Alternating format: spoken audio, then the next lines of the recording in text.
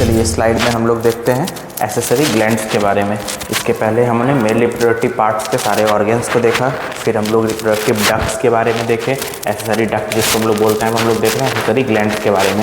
Human के male reproductive part में हम लोग जानते हैं कि 3 एसेसरी ग्लैंड्स होते हैं, सेमिनल वेसाइकल, प्रोस्टेट ग्लैंड और बल्बो यूरेथ्रल ग्लैंड। ठीक है, सेमिनल वेसाइकल जो रहते हैं ये 2 इन नंबर रहते हैं, मतलब पेयर्ड रहते हैं। वहीं पे आपके प्रोस्टेट ग्लैंड सिंगल प्रेजेंट होते हैं और बल्बो यूरेथ्रल ग्लैंड भी पेयर्ड होते हैं, 2 इन नंबर होते हैं। ठीक है, अब हम लोग तीनों के एक करके इसके सिक्रीशंस देखते हैं, कौन सा ग्लैंड क्या क्या सिक्रीट कर रहा है। जैसे सबसे पहले है हम लोग का सेमिनल वेसाइकल। ठीक है, सेमिनल वेसाइकल के सिक्रीशन को हम लोग बोलते हैं सेमिनल प्लाज्मा। इसके सिक्रीशन को हम लोग क्या बोलते हैं, सेमिनल प्लाज्मा। ये सेमिनल प्लाज्मा जो है ना, ये अल्कलाइन इन नेचर होता है। ठीक है, अल्कलाइन इन नेचर होता है सेमिनल प्लाज्मा, सेमिनल वेसाइकल का जो सिक्रीशन है। इसमें जो मेन कंपोनेंट्स है वो होते हैं फ्रुक्टोज, एस्कॉर्बिक एसिड, प्रोस्टेटोग्लैंडिन्स वेरिया और अलग अलग कुछ एंजाइम्स प्रेजेंट होते हैं सेमिनल प्लाज्मा में हम लोग के। ये देखिए यहाँ पे हम एक बात लिखे हुए हैं, हम लोग जो सीमेन बोलते हैं, सीमेन वर्ड जो है वो 2 वर्ड्स के कलेक्शंस को या 2 वर्ड उसके कंपोजिशन में मेनली 2 सब्सटेंस प्रेजेंट होता है। एक होता है स्पर्म और दूसरा होता है सेमिनल फ्लूइड। ठीक है, इस स्पर्म तो हम लोग देख लिए कहाँ से डेवलप हुआ, वो सेमिनिफेरस टिब्यूल्स के अंदर 2 तरह का सेल होते हैं, एक स्पर्मेटोगोनिया सेल और एक सर्टोली सेल। तो उसमें से जो सेल्स होते हैं वो सेल्स डेवलप करके क्या करते हैं, वहीं स्पर्मेटोगोनिया सेल से डेवलपमेंट से स्पर्म बनता है। वहीं पे ये जो सेमिनल फ्लूइड है ना, इसका जो मेजॉरिटी कंट्रीब्यूशन है वो सेमिनल प्लाज्मा से आता है। ठीक है, जिसके अंदर ये सारे सब्सटेंस मेजॉरिटी में प्रेजेंट होते हैं और भी कुछ सब्सटेंस होते हैं। उसके बाद दूसरा है हम लोग का प्रोस्टेट ग्लैंड। प्रोस्टेट ग्लैंड के सिक्रीशन में क्या प्रेजेंट होता है, कैल्शियम आयन और प्रोटोलिटिक एंजाइम्स। ठीक है, इसके बाद bulbo urethral gland. Bulbo urethral gland जो है वो जनरली म्यूकस को सिक्रीट करते हैं। ये क्या करता है, जैसे कि हम लोग जानते हैं कि जो हम लोग का यूरेथ्रा है, यूरेथ्रा कॉमन डक्ट है यूरिन और सीमेन के पासेज के लिए। ठीक है, उसको हम लोग यूरोजेनाइटल ट्रैक्ट भी बोलते हैं। यूरेथ्रा को हम लोग यूरोजेनाइटल ट्रैक्ट बोलते हैं, यूरोजेनाइटल ट्रैक्ट, क्योंकि यही एक कॉमन पैसेज है। किसके लिए ये कॉमन पैसेज है, यूरिन के लिए भी प्लस सीमेन के लिए भी।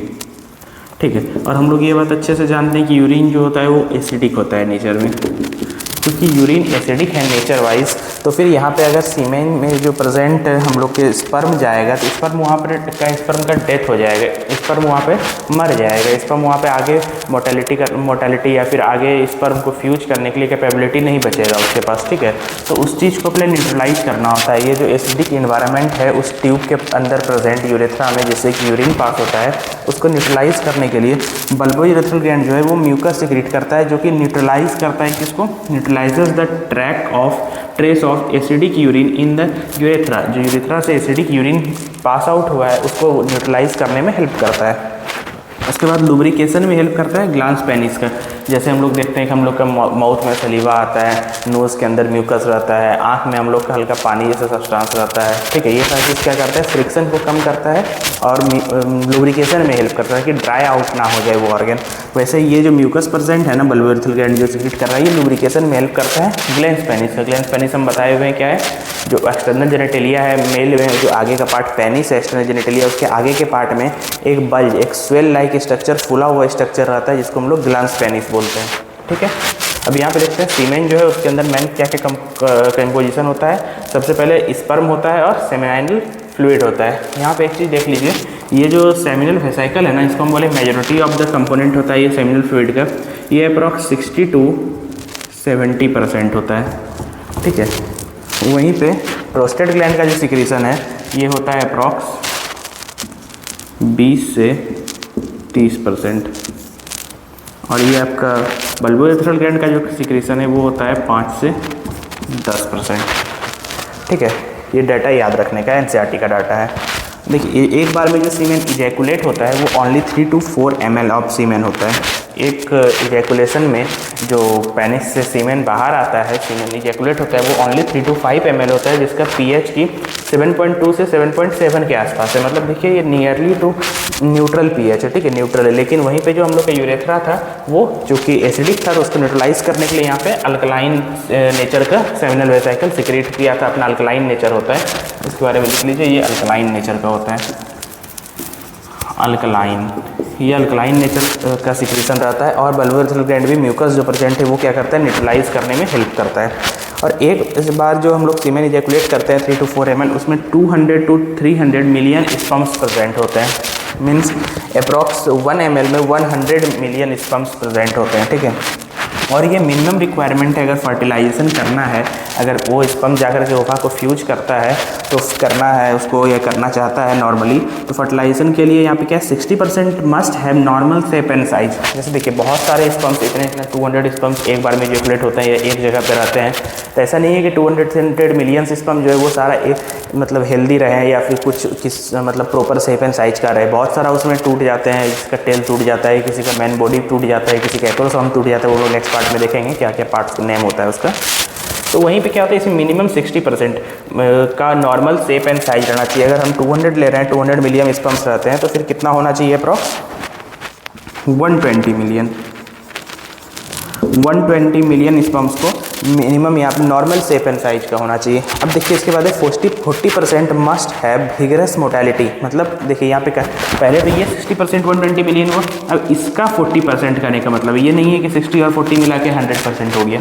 ये पहले 60% हम लोग जैसे निकाल लिए, 120 मिलियन हुआ 200 का, अब वहीं पे इसका 40% निकालने बोला है, उतना 40% को विगरस मोटालिटी होना चाहिए। मतलब वो बहुत जल्दी मूव करना चाहिए। जो नॉर्मल स्पर्म है वो अगर ठीक से मूव नहीं भी करवा रहे हैं, नॉर्मल शेप एंड साइज के हैं, लेकिन वो प्रॉपर हेल्दी नहीं है, उनको ठीक से न्यूट्रिशन नहीं मिला या प्रॉपर उनका टेल डेवलप नहीं हुआ, जो भी रीजन है, तो नॉर्मल शेप एंड साइज होने के बाद भी अगर वो ठीक से मोटालिटी नहीं कर पा रहे हैं, तो फिर 40% में मिनिमम विगरस मोटालिटी मतलब अच्छे से मोटालिटी होना चाहिए, ताकि वो मूव करके स्विम करके फीमेल गैमेट के पास पहुंच के उसको फ्यूज कर सकें, ठीक है। अब इसके बाद हम लोग नेक्स्ट प्रोसेस देख रहे हैं नेक्स्ट स्लाइड में, स्पर्मेटोजेनेसिस का। स्पर्म का फॉर्मेशन कैसे होता है सेमिनिफेरस ट्यूब्यूल के अंदर स्पर्मेटोगोनिया सेल से। जैसे हम लोग सबसे पहले जानते हैं एक चीज़ कि जो टेस्टिस होता है वो स्कॉर्टम के अंदर प्रेजेंट होता है, और टेस्टिस में जो अंदर से टेस्टिकुलर लोब्यूल्स होते हैं, ठीक है। टेस्टिकुलर लोब्यूल्स, एक टेस्टिस में 200 से 250 टेस्टिकुलर लोब्यूल्स प्रेजेंट होते हैं, और एक लोब्यूल्स के अंदर 1 to 3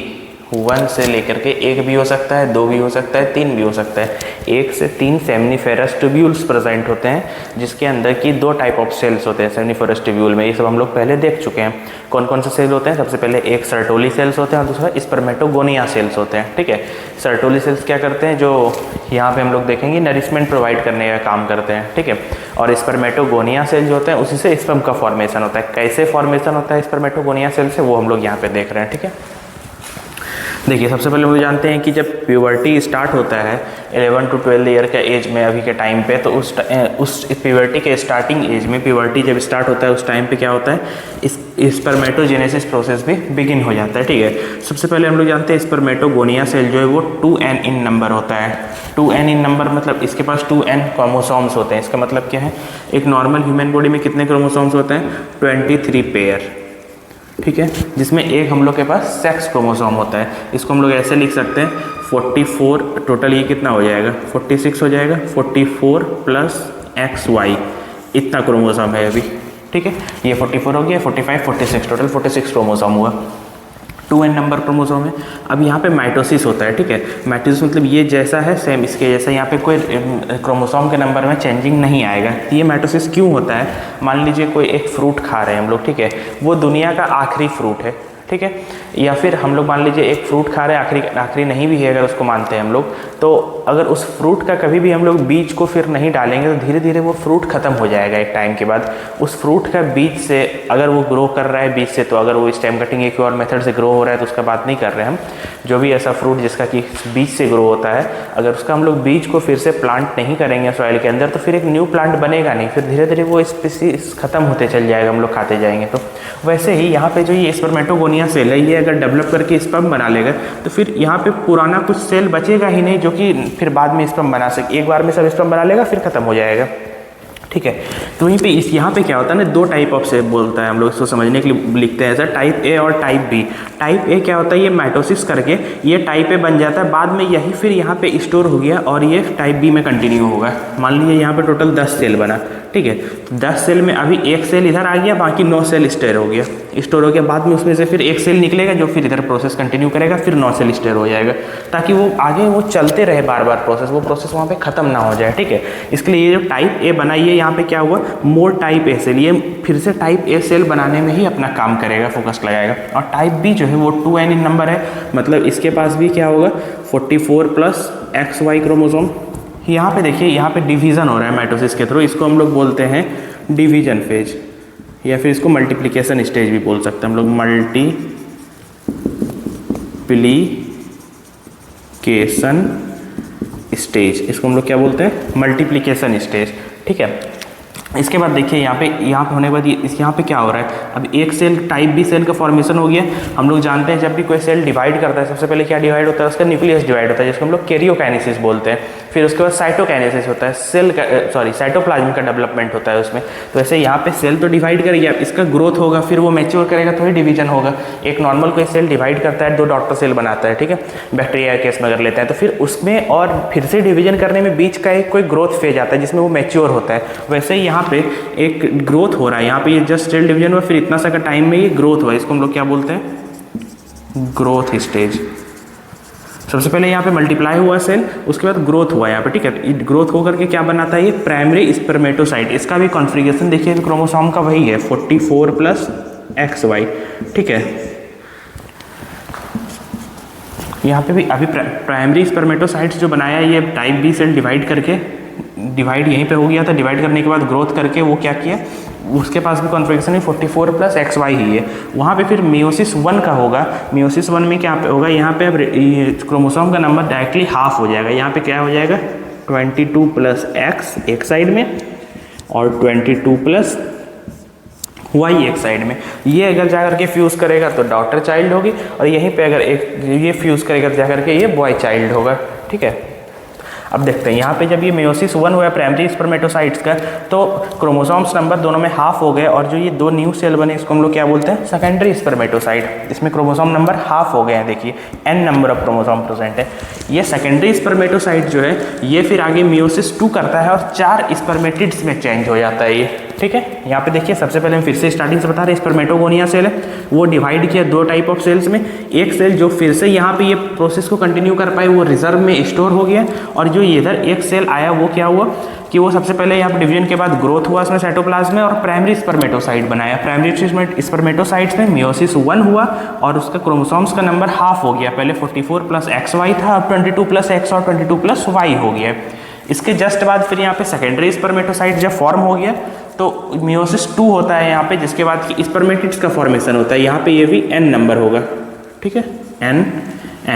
इसमें क्या हो जाएगा 22 प्लस X, और ये भी, ये दोनों 22 प्लस X रहेंगे, और यहाँ पे 22 प्लस Y, ये दोनों 22 प्लस Y रहेंगे, ठीक है। यहाँ पे ये मल्टीप्लिकेशन फेज है, यहाँ पे ये ग्रोथ फेज है, ठीक है। अब यहाँ पे देखिए ये तीसरा नंबर में ये स्पर्मेटिड्स जो बना सेकेंडरी स्पर्मेटोसाइट्स मियोसिस 2 के बाद, ये अब मैच्योर करेगा और स्पर्मेटोजोआ बनाएगा। स्पर्मेटोजोआ को हम लोग स्पर्म भी बोलते हैं, स्पर्मेटोजोआ या फिर स्पर्म बना लेगा, इसको हम लोग क्या बोलते हैं, मैच्योरेशन फेज। यहाँ पे यहीं पे क्या होता है ना कि ये जैसे स्पर्मेटिड्स का फॉर्मेशन होता है, उसके बाद जो ये शेप में देखिए चेंजेस हो रहा है, इसका साइटोप्लाज्म कंडेंस हो गया, साइटोप्लाज्म इतना बड़ा सेल था ये कंडेंस करके इतना छोटा सा गया, गोल्जी बॉडी ऊपर में ऐसे आ जाता है जो कि एक्रोसोम बना लेता है, एक टेल लाइक स्ट्रक्चर का फॉर्मेशन हुआ। ये सारा चीज़ हम लोग आगे देखेंगे कैसे होता है, ठीक है। तो क्या क्या पार्ट्स होता है स्पर्म का, तो यहाँ पे ये मैच्योरेशन होता है। इसको यहाँ पे जो न्यूरिशमेंट प्रोवाइड करता है ना, यही न्यूरिशमेंट आपको सर्टोली सेल्स देता है। सेमनीफेरस टिब्यूल्स के अंदर एक होता है हम लोग का स्पर्मेटोगोनिया सेल और एक होता है सर्टोली सेल। सर्टोली सेल्स जो है वो यही न्यूरिशमेंट प्रोवाइड करने का काम करता है, किसमें, स्पर्मेटिड से जब स्पर्मेटोजोआ बनता है, ठीक है। और इसको हम लोग बोलते हैं यहाँ पे स्पर्मेटिड से जो स्पर्मेटोजोआ बनने का प्रोसेस है स्पर्मियोजेनेसिस। वर्ड में कंफ्यूज मत होइएगा, यहाँ पे स्पर्मेटोजेनेसिस, यहाँ पे स्पर्मियोजेनेसिस है, ठीक है। स्पर्मेटोजेनेसिस किसको बोलते हैं हम लोग, स्पर्मेटोगोनिया से स्पर्म बनने के प्रोसेस को हम लोग स्पर्मेटोजेनेसिस बोलते हैं। और वही स्पर्मेटिड्स जब बन गया, कौन सा कहाँ कैसे बना स्पर्म, पहले स्पर्मेटोगोनिया से प्राइमरी स्पर्मेटोसाइट बना, फिर उससे सेकेंडरी स्पर्मेटोसाइट बना, उसके बाद फिर स्पर्मेटिड्स बना। अब इस स्पर्मेटिड्स से जो स्पर्मेटोजोआ बनेगा उस प्रोसेस को हम लोग क्या बोलते हैं, स्पर्मियोजेनेसिस।